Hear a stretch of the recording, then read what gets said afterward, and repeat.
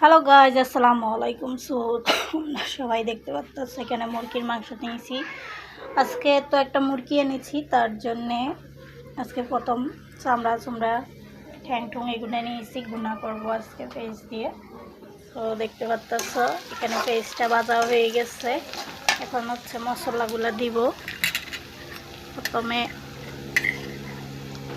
আদা রসুন বাটা দিয়ে দিলাম,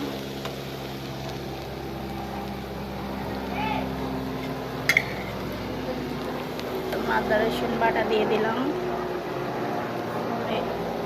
চামচ মরিচের গুঁড়া দিয়ে দিলাম, আর 1 চামচ হলুদের গুঁড়া দিয়ে দিলাম,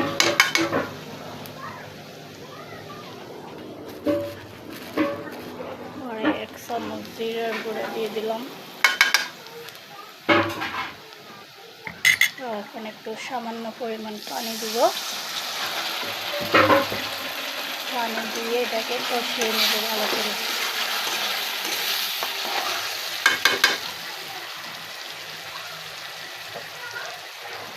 লবণ দিলাম।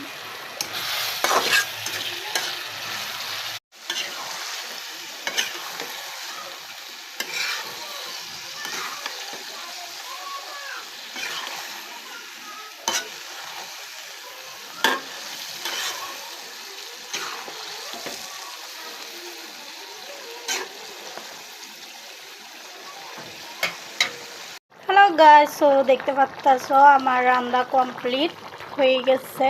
সো কার কাছে আমার ভিডিওটা ভালো লাগে, যদি ভালো লাগে থাকে তাহলে সাবস্ক্রাইব করে দিবা, সাবস্ক্রাইব করে আমার পাশে থাকবে।